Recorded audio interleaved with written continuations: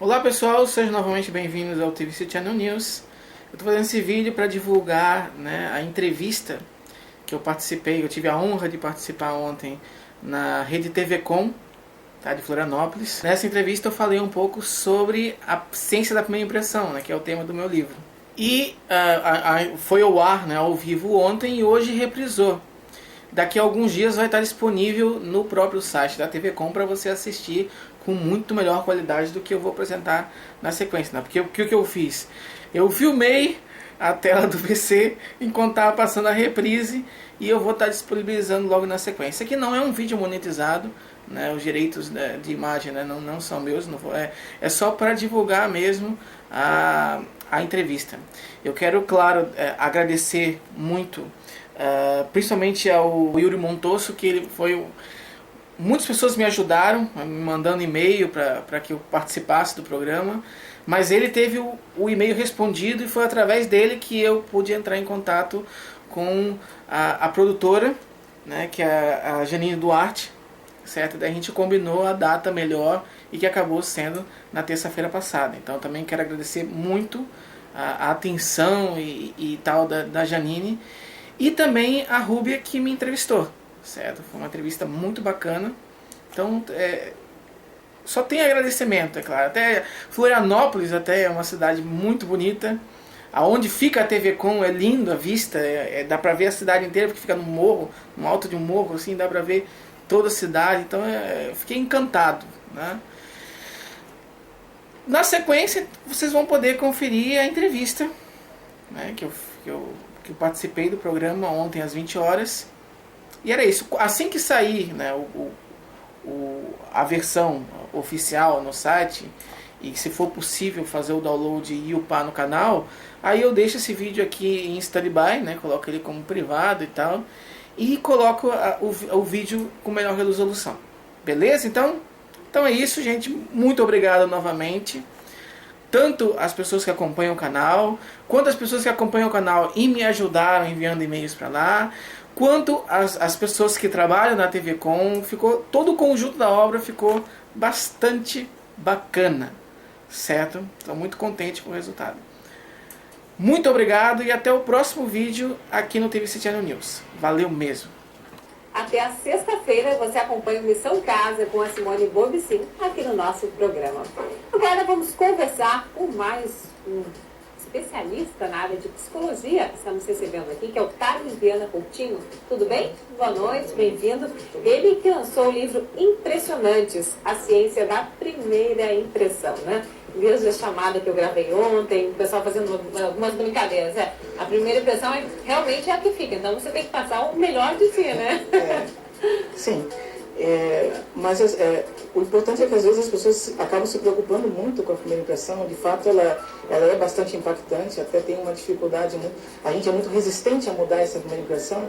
Só que o que a gente tem que deixar bem claro é que, apesar da primeira impressão contar bastante, apesar de que a gente compra o livro pela capa, a gente se encanta pela pessoa, pela aparência, uma série de coisas, mas ela não é não é fundamental, ou seja, ela vai ser, o papel da primeira impressão é motivar ou não para um segundo encontro. Então, por isso que ela é bastante importante. Mas o ideal é que você procure ser natural nessa sua primeira impressão para que consiga sustentar ela durante o tempo todo. Senão você forma só uma primeira impressão positiva, depois a pessoa vai vendo que não é bem assim e aí fica mais complicado. Mas por que você trabalha com a psicologia científica? Qual é a diferença? É que desde o tempo de graduação, e principalmente depois que eu me formei, muito me incomodava eu ver alguns exemplos de como a psicologia era tratada. Então aí a pessoa falava o que achava, então, eu acho que determinada coisa é por causa disso, e daí publicava aquilo como se fosse um caráter científico. E na realidade não se faz assim, o que eu tento divulgar até através do canal do YouTube é o seguinte: é a psicologia baseada em evidência. O que seria a psicologia baseada em evidência? É você respaldar, é você explicar os fenômenos. Então você vai explicar desde o que é uma doença, uma depressão, uma coisa, até fenômenos sociais, o que é o amor, o que é a amizade, o que é, tendo sempre a preocupação com o referencial teórico. Porque já existem, ao contrário do que as pessoas pensam, né, que ninguém estuda sistematicamente o que é o amor, mas já existem muitas publicações, linhas de pesquisa extremamente férteis nesse assunto. Então existe muito trabalho em o que encanta os homens, o que encanta as mulheres, diferentes culturas, exatamente. Então, esse tipo de informação, ele precisa também chegar na população, né, porque isso dá um crédito até. A psicologia, ela acaba, infelizmente, recebendo muito descrédito, porque fica muito a opinião, né, o achismo e tal. E a minha proposta é justamente mudar isso aí e trazer o caráter científico, propriamente dito. Mediante as pesquisas que você fez, ou estudou, analisou, o que chama mais a atenção na primeira impressão? É o que a pessoa visualiza? São gestos? O que é? Gente, sabe que eu estou gostando desse sofá aqui, Chico? Acho que eu quero trocar, mais confortável que o meu. Então, o que acontece? Inicialmente, é claro, a primeira impressão vai depender do aspecto visual. Você vai enxergar a primeira pessoa e interessante a gente ver isso, né, que em poucos milésimos de segundo acontece essa impressão. A gente não precisa de tempo para refletir. Na realidade, essa é a função da primeira impressão. Filosofar sobre outra pessoa fica para um segundo momento. Primeiro você tem que saber se aquela pessoa é digna de confiança ou não é digna de confiança. E com poucos milésimos de segundo, a gente trabalha 200 milissegundos, na realidade, você consegue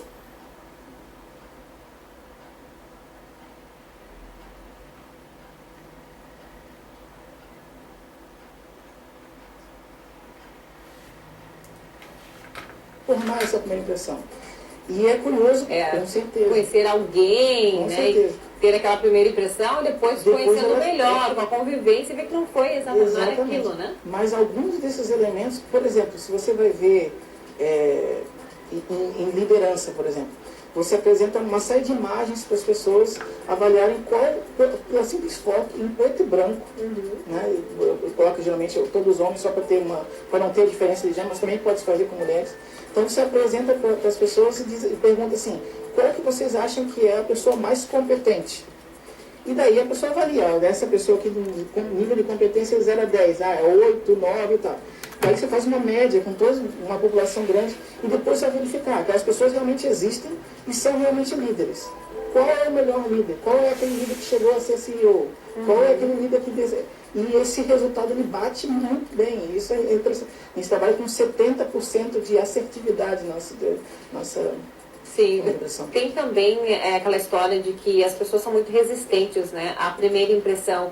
Mesmo que você fale assim, poxa, aquela pessoa não é muito legal, mas, poxa, mas a primeira impressão que eu tive é que ela é uma pessoa legal. Exatamente. E esse até é uma das coisas que eu trato ali no livro, já estudado, chama-se viés de confirmação. O que é viés de confirmação?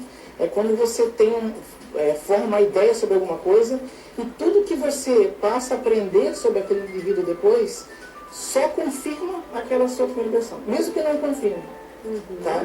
Então isso tem até um efeito bastante complicado nos relacionamentos, porque às vezes você tanto se encanta por alguém que não é aquilo tudo, quanto você deixa de se encantar por alguém que poderia ser alguma coisa.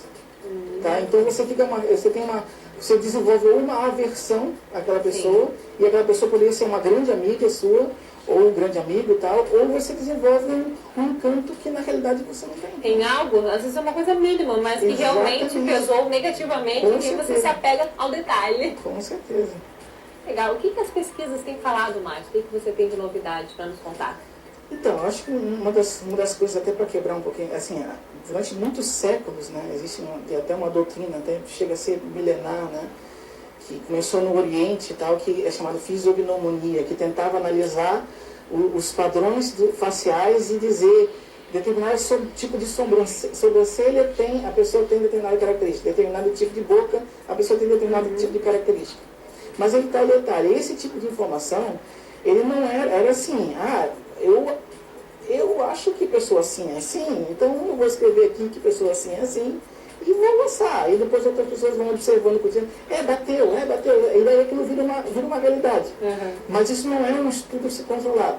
O que a gente já começou a desenvolver, isso tem que deixar bem importante, porque as pessoas geralmente pensam que existe uma resistência, existe uma aversão até quando a gente está falando de primeira impressão, porque tudo parece que é tudo fake, é tudo, seja como você tem que ser, e daí você vai ter sucesso sendo assim, né? E a penetração é um dos temas principais de todo tipo de curso introdutório de psicologia social, porque ela é que vai predizer a futura relação. Então toda relação já começa com a primeira relação. Então tem grupos de pesquisa, por exemplo, um dos que eu cito ali, é o Alexander Todorov, ele coordena o laboratório de psicologia experimental da Universidade de Princeton. Então é realmente uma coisa bastante séria. Então uma das coisas que eles identificaram, e que é interessante para falar sobre isso aí, é um marcador que a gente chama de marcador biológico, que é da quantidade de testosterona que a gente recebeu durante a nossa vida. Isso é uma característica principal em homens, mas em mulheres também vai ter, porque as mulheres também produzem testosterona. Então. Mas o que vai acontecer?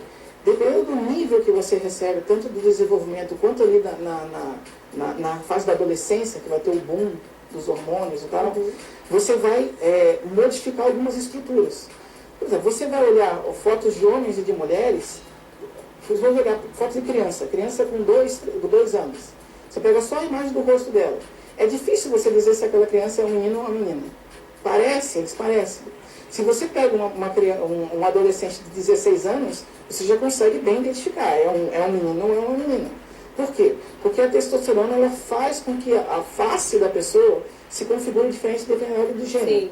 Então os homens vão ter um determinado padrão facial e as mulheres vão ter outro. Esse padrão ele pode ser tanto aumentado, a diferença pode ser muito maior ou menor, dependendo dessa testosterona. Por exemplo, quando você recebe muita testosterona, você fica com um rosto mais largo. O que seria um rosto mais largo? Né? É quando a dimensão da largura facial, né, que você mede entre uma extremidade e outra da face, é muito maior do que a altura facial. Então, quanto mais... então, o que eles identificaram... Isso é coisa de 2013, agora eles colocaram. Então, o que eles identificaram é que quanto maior a proporção, ou seja, quanto maior é a sua largura em comparação à sua altura, mais você vai apresentar comportamentos típicos de alguém que tem muita testosterona. Quais são esses tipos? Quais são? Né? Uma maior impulsividade, uma maior agressividade. Então, por exemplo, no julgamento, se a pessoa está sendo julgada por um crime qualquer, ele vai identificar que aquelas pessoas que têm essa proporção maior, quando o júri vai dar a sentença, ele dá a sentença mais grave, porque ele considera que aquela pessoa é mais perigosa do que ela não deveria ser. Já está acontecendo. Exatamente. Isso já se sabia há muito tempo que isso acontecia, mas não sabia por quê. E agora a gente já está começando a identificar isso. Então, isso tem uma implicação muito grande para o cotidiano. Então, a gente vê isso em líderes. Por exemplo, uma coisa interessante é no lutador de MMA, que agora está bastante moda, né? A arte marciais mista. Aquele lutador que tem uma proporção maior, tem um rosto mais largo, tem uma chance muito maior de vencer a luta. Se os dois têm a mesma habilidade, claro, tem que deixar isso bem claro.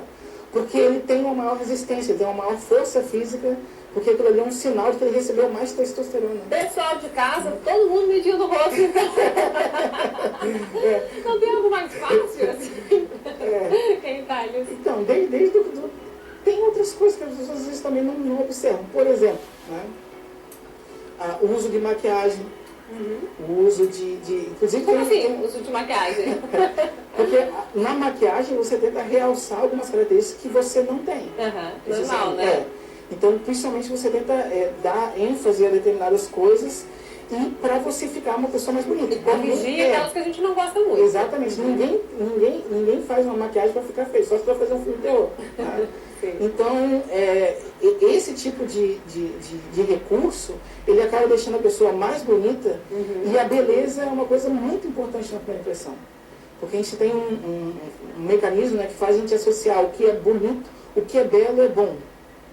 Tá? Então, a beleza ela não para na beleza só.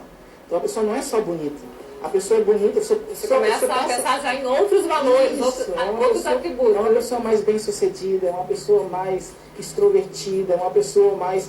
E isso até acaba se confirmando porque o quê? A beleza chama a atenção. Se chama a atenção, aquela pessoa acaba mesmo tendo mais amigos.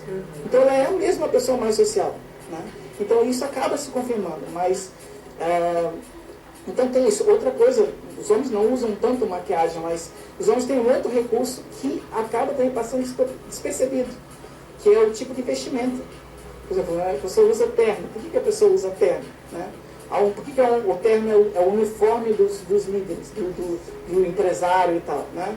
Porque o terno realça uma característica que no homem é muito importante, que é a largura do ombro. Então a ombreira do terno realça uma característica que é muito associada com atratividade, uma série de coisas que aquele homem não tem. Né? Então aquilo ali dá uma impressão que ele tem um poder, dá uma impressão que ele tem uma característica, né, que de fato... Isso a gente chama, essa extrapolação da beleza para outros atributos, a gente chama de efeito halo, né? Halo com H, né? Halo Tá, então aí a gente já falou então primeiro que geralmente a primeira impressão é a que fica e se mantém. Mas é aqueles que causam uma boa impressão e que não conseguem manter por muito tempo. Então, aí essa pessoa, um outro mecanismo que vai agir nesse caso aí, e que é extremamente importante, é a fofoca. Né? A gente passa muitos por cento da nossa... Tem muita pesquisa que já analisou isso aí. Aproximadamente 30% das nossas conversas com alguém é sobre outra pessoa. A gente está conversando sobre outra pessoa, o que aquela pessoa fez, deixou de fazer. Isso a gente está fofocando. Então a gente vem, quando a gente conhece alguém e que aquela pessoa nos decepcionou de alguma forma, você não vai ficar com aquilo para você, você vai contar para as outras pessoas. E daí aquela fama daquele indivíduo, através da fofoca, né, vai predizer a primeira impressão dela. Então essa pessoa pode até, num curto e médio prazo, ter um prejuízo com isso aí. Porque ela não vai conseguir, né? Ela não vai conseguir mais sustentar aquela aparência irreal dela. Entendi, muito bom. Então, teu livro, desde o mês passado você lançou, né? Ele está vendo aonde? Exatamente. Ele está vendo no Clube de Autores, né, que é um site que tem, e você pode procurar lá e ele envia direto para a sua casa. Né? Uma última perguntinha. Como é que as pessoas podem causar uma boa impressão sem fingir o que elas realmente são? Então, porque assim, se você, os gestos ou até isso aí, você pode fazer uma plástica. Né? Então tem um monte de depois da plástica as pessoas são consideradas mais confiáveis, porque a plástica corrige as imperfeições. Então se você, por exemplo, não quer fazer plástica, né? Ou se você não quer fazer outro tipo de coisa mais radical, eu acho que a questão mais importante, né, é o humor. É você ser bem-humorado, é você entreter as pessoas. Porque o riso a gente entende hoje como sendo um lubrificante social. O que isso quer dizer? Isso quer dizer que quando você está numa relação qualquer com alguém, rindo, né, aquela relação flui melhor. Então você causa uma impressão melhor. Inclusive, só para... Né, tem uma pesquisa que mostrou qual era a possibilidade de uma mulher que nunca tinha num bar, né, pesquisas são feitas em bar. Aqueles bares da clube americano que a pessoa vai para paquerar. Né? Então a pessoa vai... E qual era a possibilidade de uma mulher... Que não conhece o homem, aceitar passar o telefone dela real para ele.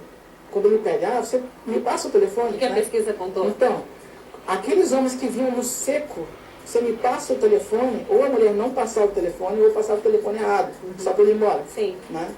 Aquele homem que chegava e contava uma piada, ou que trazia, nunca viu, nunca viu a pessoa na vida, mas que vinha de uma forma mais entretida e tal, tinha uma chance não só maior dela passar o telefone, como passar o telefone correto. Tá? No mínimo então, vai ser meu amigo. No mínimo vai ser meu amigo, mas essa comunicação com o humor eu acho que é bem bacana. Obrigada, Thales. Muito obrigado. Uma ótima noite para você. Um prazer, muito obrigado. Obrigada. Glaucia, canta pra gente mais uma música?